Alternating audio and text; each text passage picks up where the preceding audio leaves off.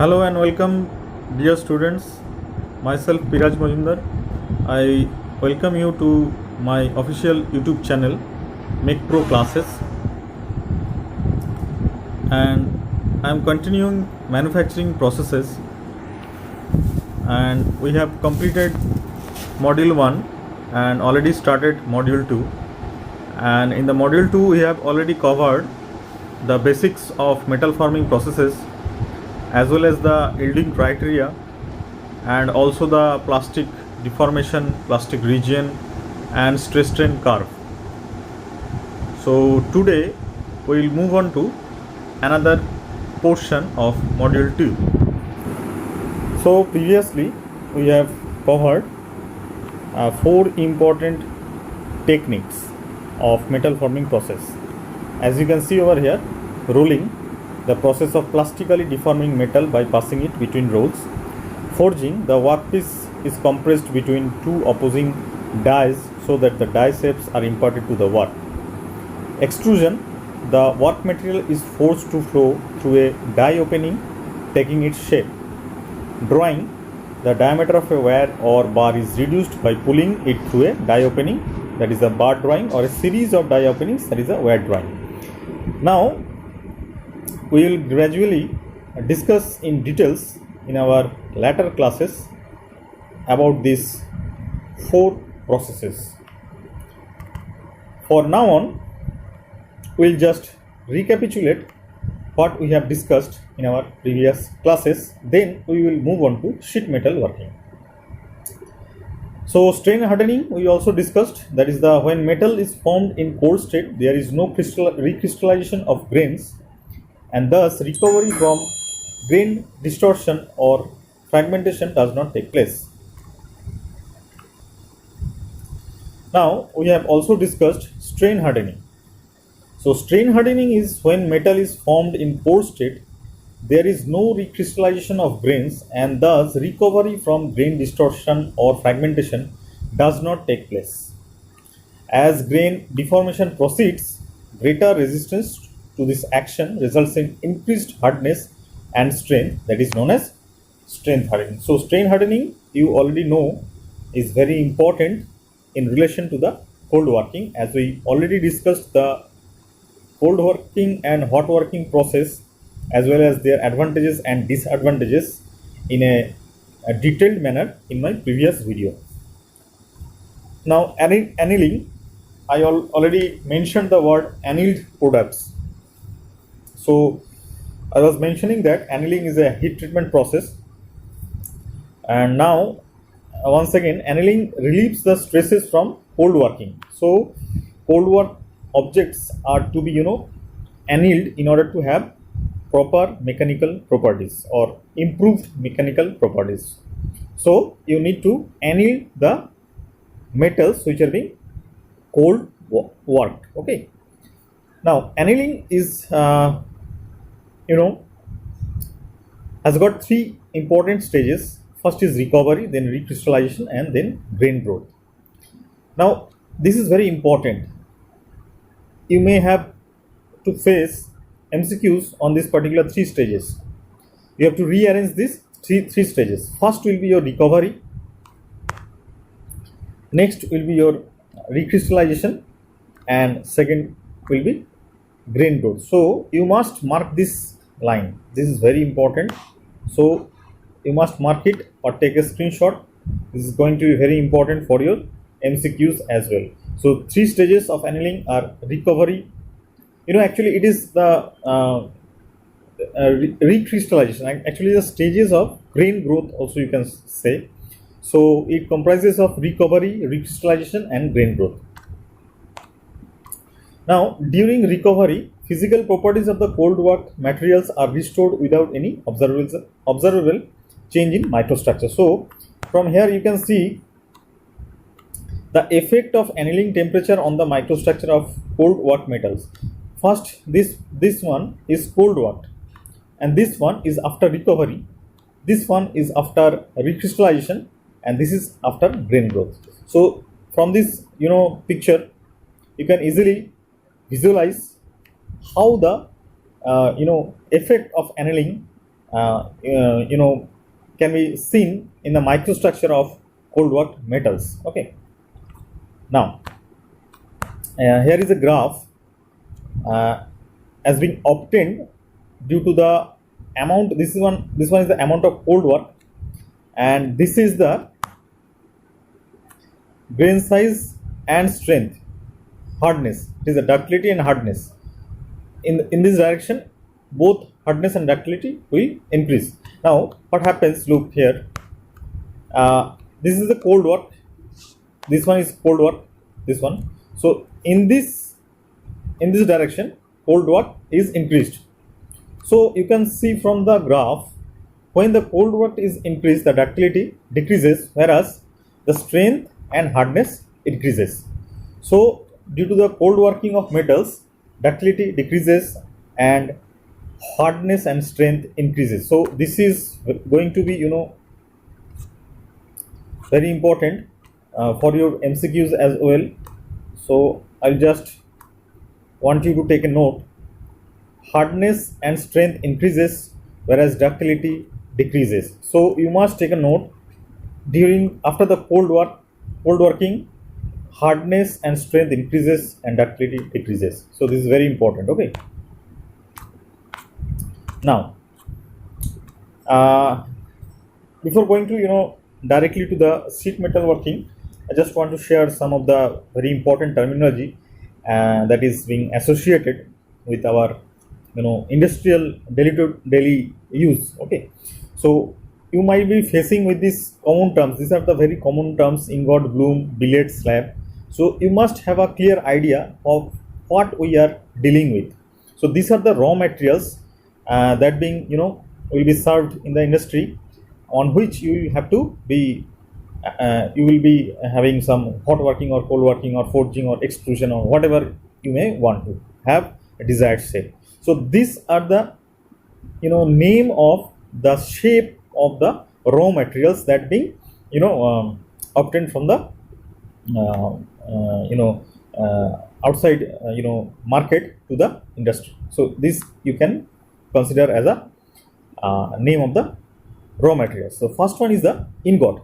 So ingot is the first solid form of steel. This is the first solid form of steel. That is the ingot. Okay. Next is the bloom. Now bloom is the product of first breakdown of ingot, has square section, cross section, that is a square section. Okay. So you can have this one. It will be having a square cross section of 6 inch into 6 inch. This one. Okay. So that is the bloom. Next is your billet. Billet is hot rolled from a bloom. So billet is obtained from bloom and is square also, 1.5 inch on a side or larger. So it can be 1.5 inch side or even larger. Okay. Now next is your slab. Slab is hot rolled ingot. This one is the ingot. Slab is obtained from the ingot, and ingot is the solid form of steel. Okay. So this, you know, this ingot somewhat looks like the gold, biscuits of gold. You might have seen this biscuits of gold in movies. Okay. So you can just correlate that shape with this particular ingot. So ingot is made up of steel and looks like similar to that of the biscuits of gold you might have seen in the movies. Okay. Now slab is the hot rolled ingot or bloom rectangular cross section that is 10 inch or more wide and 1.5 inch or more thick. Now you can look at the pictures of this particular terminologies or the raw materials that we commonly obtain in our industry for daily to daily use, and these are being, you know, these are the materials we will be obtaining and we will be applying hot working or cold working or extrusion or rolling, whatever is required. Okay.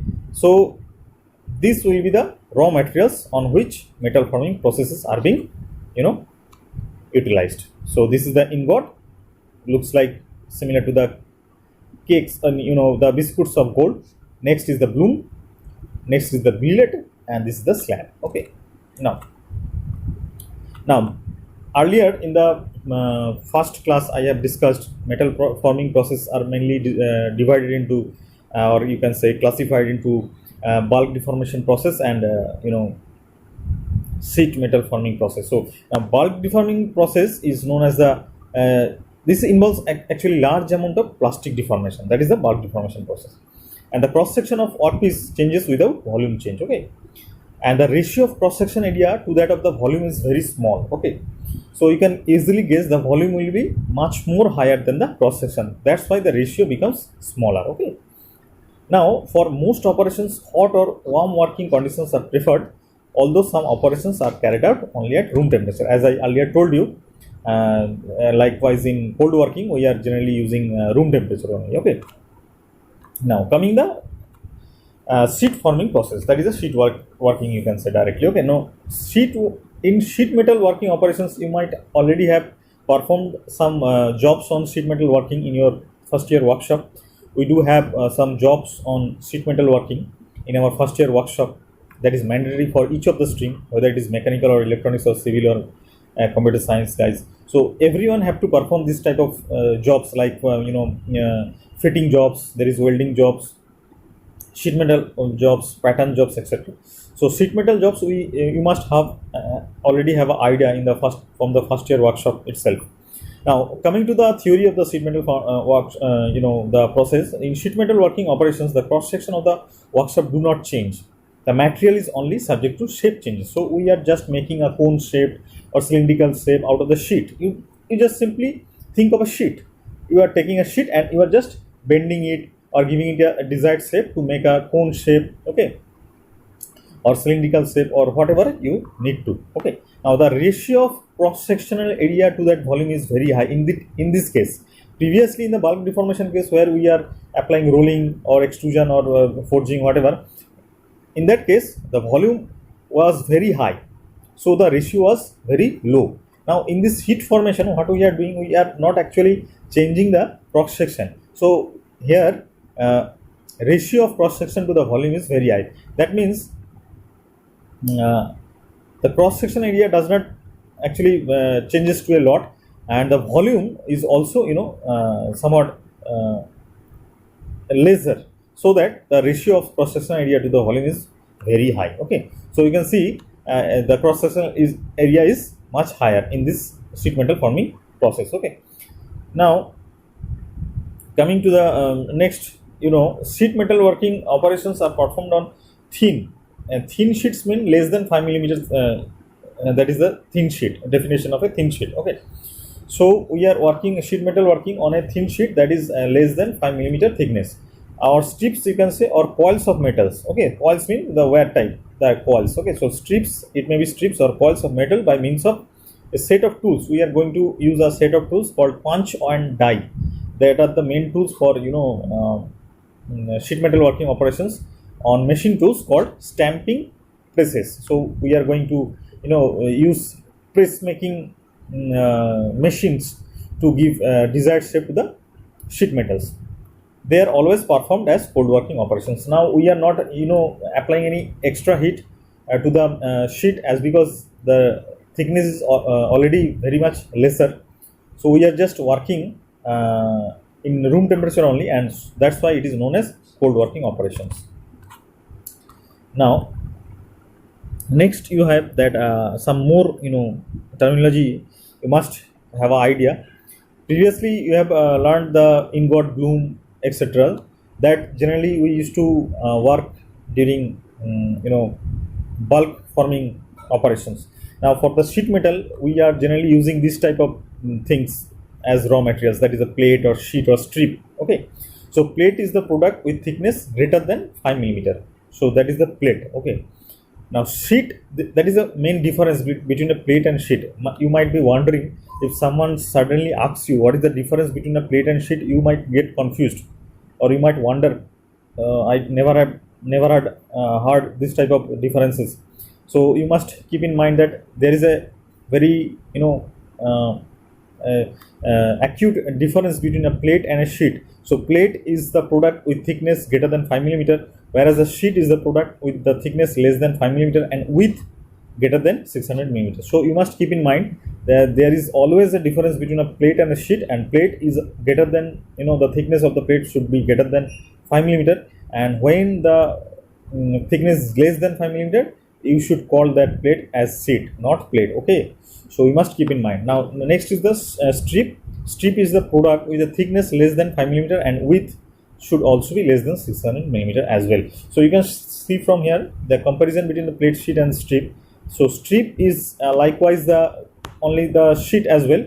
So strip and sheet are somewhat alike, but only difference is that width of sheet may be greater than 600 millimeter, but that of the strip, the width should be less than 600 millimeter as well. Now coming to the diagram, from this diagram you can easily guess that this is the plate and this is the sheet and this is the strip. So strip and sheet, you can see from the diagram and you can guess that sheet and strip are having the thickness less than 5 millimeter, but the width of the sheet is much greater than that of the strip as well. Okay,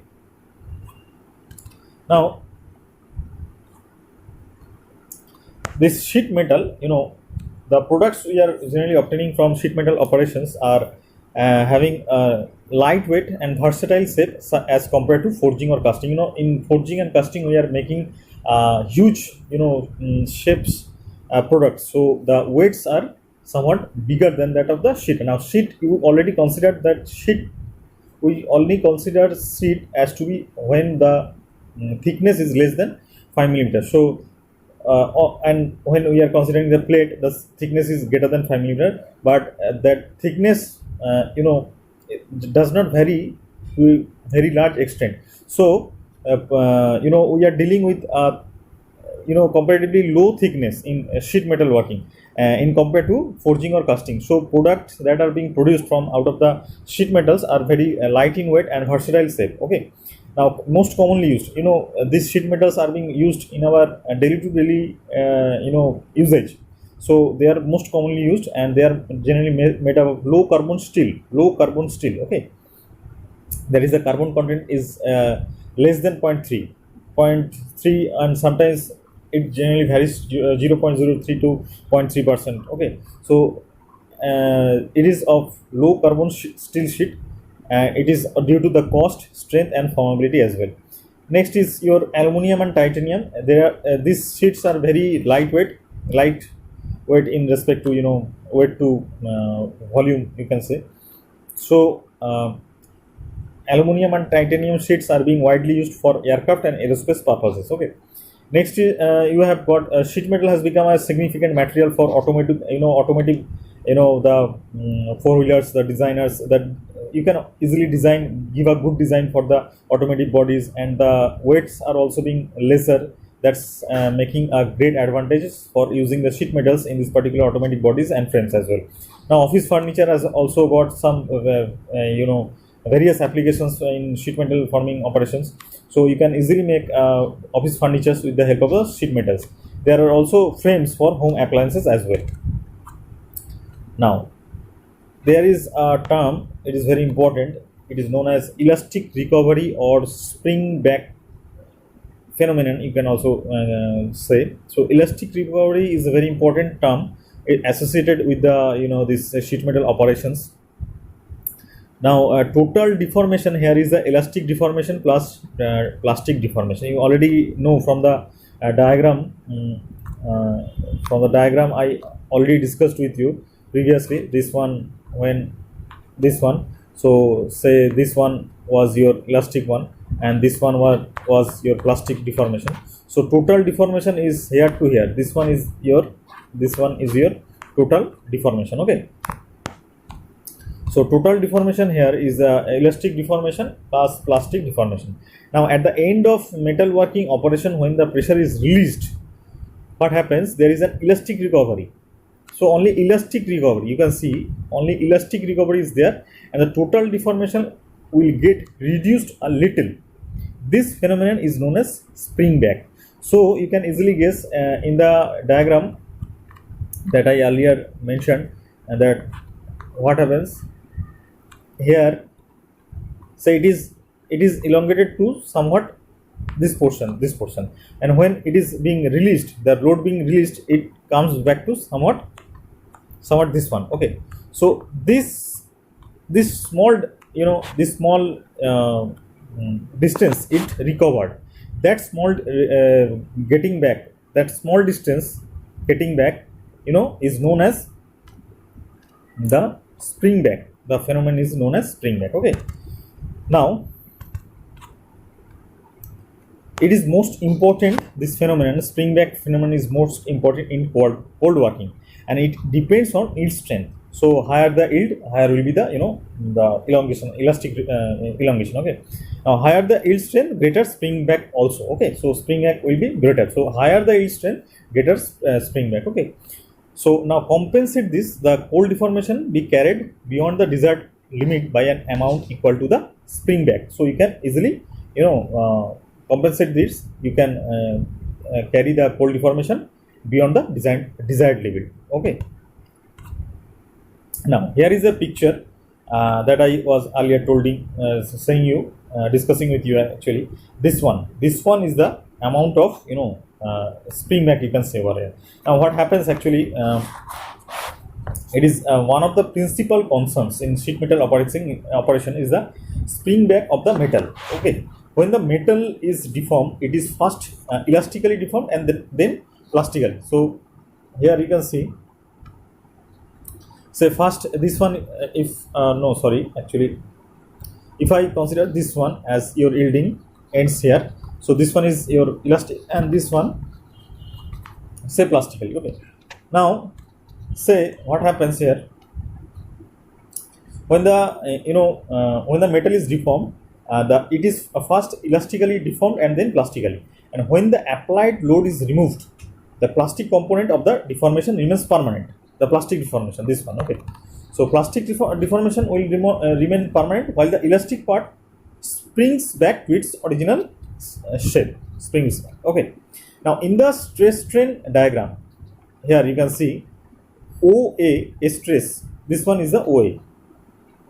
So OA stress is applied on the material so that it reaches the point P, this one. Okay, and has a strain of OB, so the strain is OB. Okay, under the load. When the load is removed, the material springs back to the original position at C. Okay, finally with a permanent deformation of OC, this one is a permanent deformation of OC only. The amount CV, this amount CV is the spring back, you can say. Okay, now the amount of spring back is the property of the material which depends on the modulus of elasticity. So you can take a note, this spring back, this property is dependent on modulus of elasticity. Okay, that is it. So that I was discussing with you. So higher the modulus of elasticity, lower would be the spring back. Okay, now however it is very difficult to estimate theoretically the actual amount of spring back, and hence it is to be determined by trial and error method for any given case. So that is all about you need to know about the spring back. Now consider this picture. I am coming now directly to the this sheet metal phenomenon, how actually a sheet metal is shearing is performed in a sheet metal operation. So you can see from this picture, the metal is to be brought to the plastic range by pressing the sheet between two shearing blades.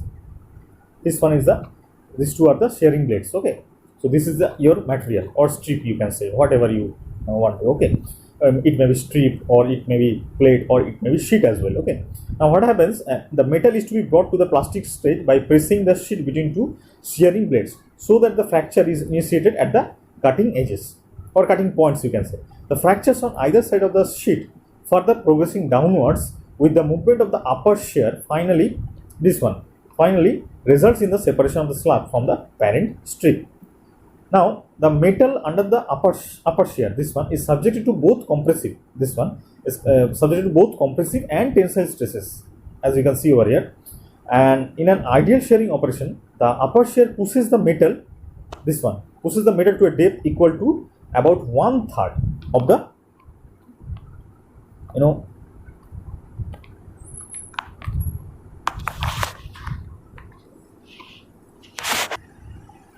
one third of its thickness. Okay. Now, because of the pushing of the material into the lower shear, the area of cross section of the metal between the cutting edge of the shears decreases and causes the initiation of the fracture. This portion of the metal which is forced into the lower shear is highly burnished and would appear as a bright band around the blank lower portion. Now, the fractures which are initiated at both the cutting points would progress further with the movement of upper shear, and if the clearance is insufficient, would meet, thus completing the shearing action. Okay. So now let us consider this picture as well. You can easily guess from this. The appearance of the cut edge of the that is the stock. Here you can see this is the stock. This is the upper shear, and this is the lower shear, and here fracture will take place from here, and this is a sheared slab. Okay. Now the appearance of the cut edge of the blank, you can see from here. When the plastic deformation starts, material flows beneath the upper shear, okay, and would appear as an edge radius, okay. And similarly, flow of metal at the lower shear would result in the edge radius in the slug also. This one, okay. Now the metal pushed in the upper shear before the separation would burnish the metal and result in the cut band. Okay, so here is the cut band in the lower shear. Okay, so when correct clearances are used, a clean break would appear as a result of the extension of the upper and lower fractures towards each other. So that is the phenomenon. Now, coming to the punching and blanking.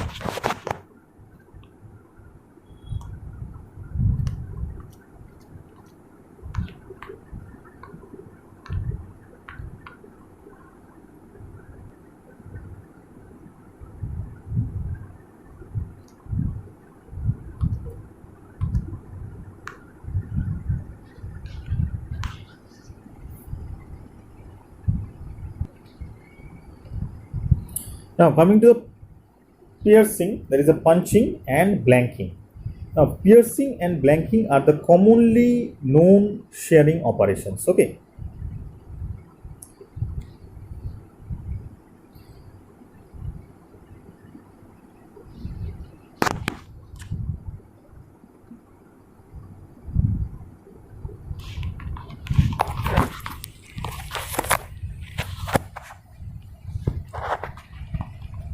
Now piercing, that is the punching, and blanking. Now these two are most commonly known shearing operations. In blanking, the piece being punched out becomes the workpiece. So you must keep in mind, this is very important, and this is also very confusing as well. Okay, so you must have some note over here. In blanking what happens? The punched out becomes the workpiece. So you must keep in mind, the punched out becomes the workpiece, and any major bars or undesirable features should be left on the remaining strip. Now in piercing, the punched out is the scrap. Previously punched out becomes the workpiece, and in this case punch out is the scrap and the remaining strip is the workpiece. So that is the basic difference between punching and blanking. So you must keep in mind. Now both done on some form of mechanical presses. So we are going to have some mechanical presses to perform these operations as well, punching and blanking. Okay. Now see, here is a picture depicting the operation of the punching and blanking. So from here you will have a clear idea of punching and blanking. Okay. Now look what happens. Look, from this diagram you can see both are, this one is punch and this one is also punch. Now these are the strips, this one are the strips. Okay, these are the strips. Same operations we are performing for in order to have punch or blank as well. Now the basic difference you can see from this diagram. Now look, in this diagram, blanking, what happens?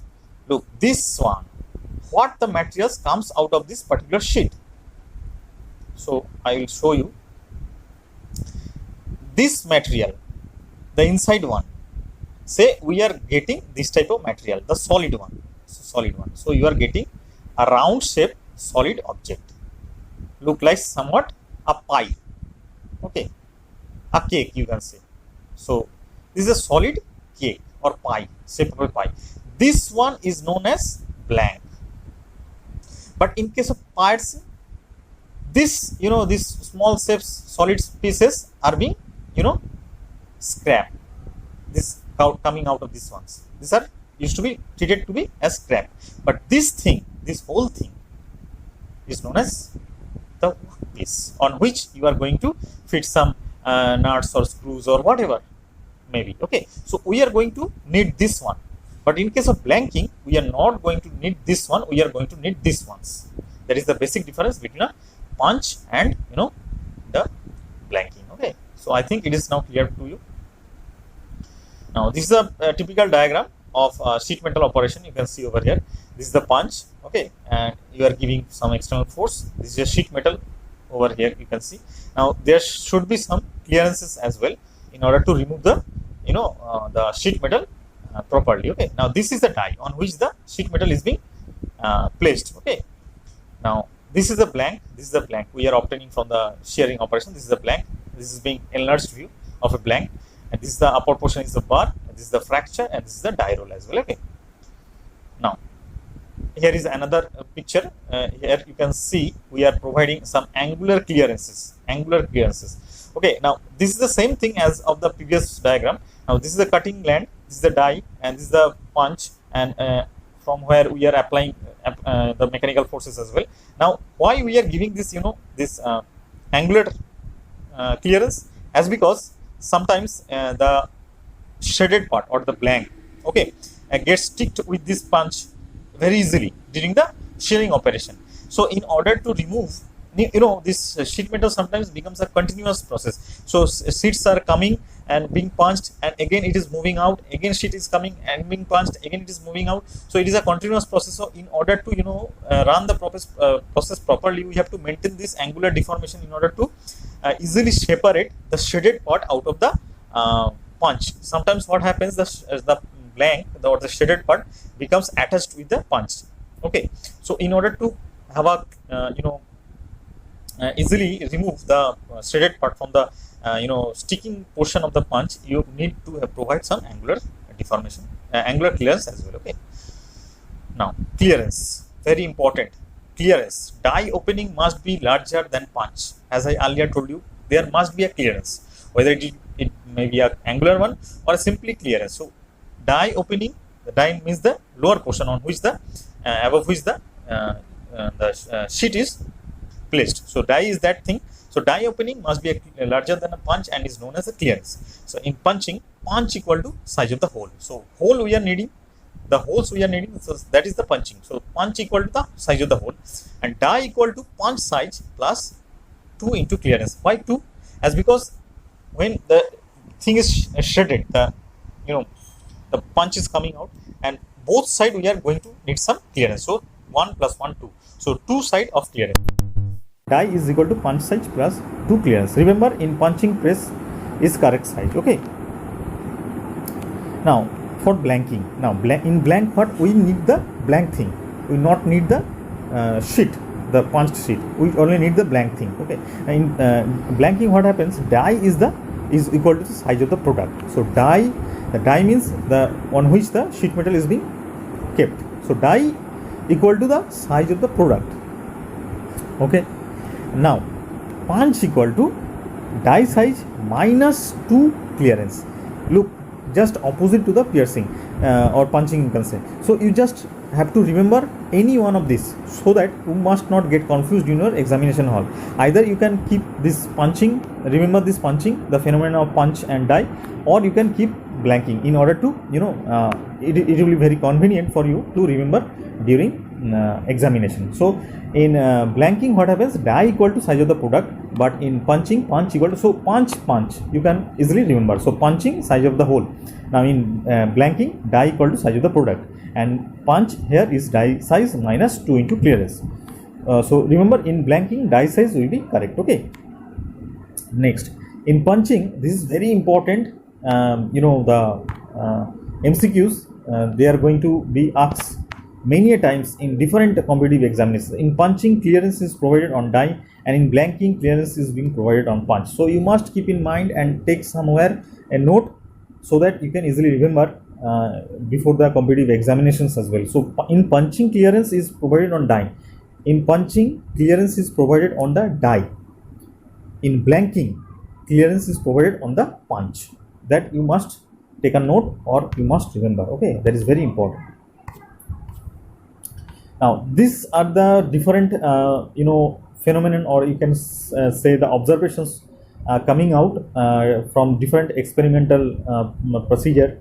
So you can see over here, these graphs gives you soft metal correct clearance. When you are having the correct clearance with the load, and this is the stock thickness, the graph is coming out to be this one. And when the material is hard and correct clearance, the load, the load comes to be in this one. So with the increase of thickness, in here it was soft, so with the increase of thickness you can see over there, and it was a hard metal, so with the increase of thickness you can see the load. Okay, now insufficient clearance give you this one type. Okay, now excessive clearance gives you this one type. Okay, now in punching, so previously we have diagram, you can see the size plus 2c in case of punching, this was the die. Okay, and in the blanking this was the punch, so size minus 2c. So you can see over here. So you just have to remember this diagram for easily remembering the the formula that I previously told you. Okay, now clearance, there is a formula that is being widely used in punching numericals, to solve punching numericals as well. So you can see over here, this is the formula over here. So C is the clearance and is determined by 0.0032 P into root over tau. Now tau is the shear strength of the material in Newton per millimeter square, or you can easily guess that is the unit of MPa, that is a megapascal. Now total clearance between punch and die size will be twice that of C, that is the 2C. Okay, so total clearance will be 2C, this will be 2C. Okay, now so today we have learned the basic features of the sheet metal operations, piercing, blanking, clearance, and I think for today we'll stop here, and from tomorrow we'll again proceed further with this sheet metal operations. Thank you for watching.